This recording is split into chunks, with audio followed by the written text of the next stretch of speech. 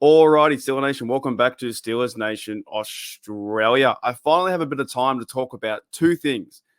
Not really Steeler football related. However, it's the game NFL, and it is changing. I understand that people are saying flag football, soft football. We saw it last year with the DeMonte Kazi hit, and Michael Pittman went down and he tackled him in the air. It's like, oh, I shouldn't have been a hit, and fines are coming everywhere. I do understand the frustration. Overall, though, I don't think it's going to be that bad with this hip drop tackle, right? Now, the NFL came out and has banned it for a year. They're moving the kickoffs to more like an XFL, UFL kind of style. And near the end of the video, I'm going to go through how that kind of works and how maybe that might affect the Steelers.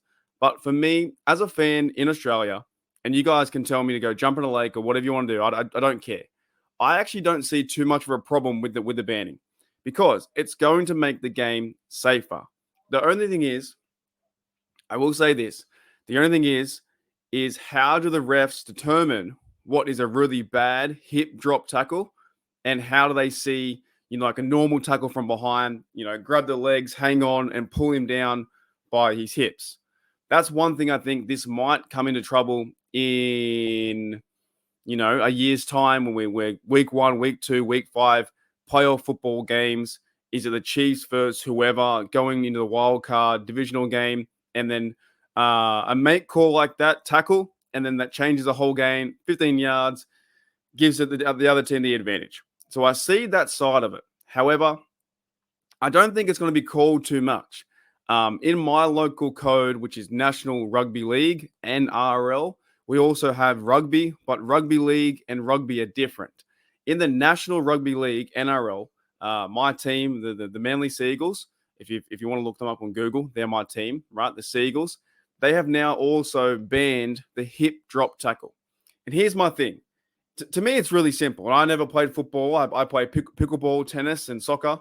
I never played, contact sport really in my life. I've always been tennis, that kind of style, or pickleball right now, coaching and playing.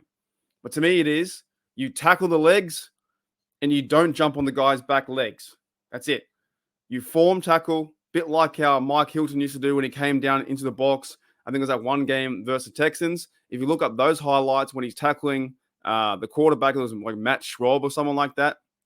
He got 3 sacks, good form tackles, dropped his shoulder into, drove through, grabbed his legs, pulled him down. And then you lay off the leg. That's it. But what the NFL wants to get rid of, and why I think maybe some fans, always something here. This, honest to goodness. Hang on. Always something. Now someone's reversing in my house. Okay. Why some fans, I think that they might find a bit of a problem is maybe they think the game's getting softer in flag football. And I agree with you there. I think the game is getting softer to a certain degree. But I don't think this will be called that much. I did see a tweet out there was the Le'Veon Bell game when he got injured. I think Vontaze Burfict came around, jumped on his back and hanging on his back. And then also, always weight onto the legs and pulled back on Le'Veon Bell. And that's how he got injured.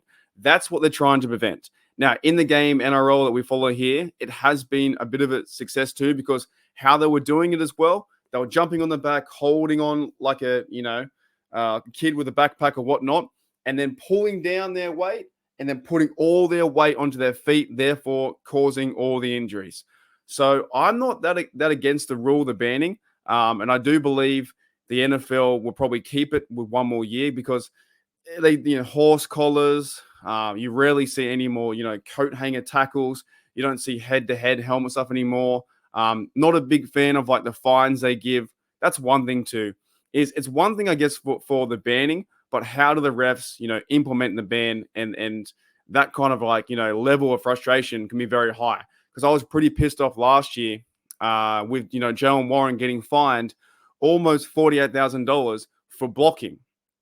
So I understand that bit, but I don't think it's going to be too harsh on the game. And I think it's the right way to go in a certain sense of football, like not, teaching players how to do form tackles and not jump on their leg.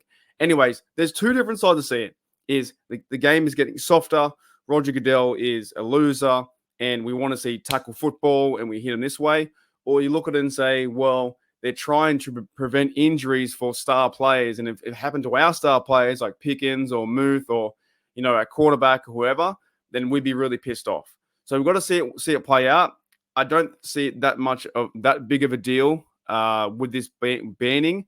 The only big frustration would be the refs getting involved too much and calling the wrong calls. But they also got to teach players how to tackle, form tackle, around the legs, let go, that kind of style, right? It's gonna be. I think for a while it's gonna be very cloudy, but I just want to get my opinion out there, and I appreciate you guys in the comments as well what your viewpoint is. But let you know from a guy in Australia who watches the rugby league, they've banned it here, and things are as normal. The game hasn't changed too much. Players are still tackling hard. They're still hitting hard. They're just not jumping on the back of their, shoulders, pulling down all their weight and landing on the back of their legs. They're not doing that. So I think it's going to be okay.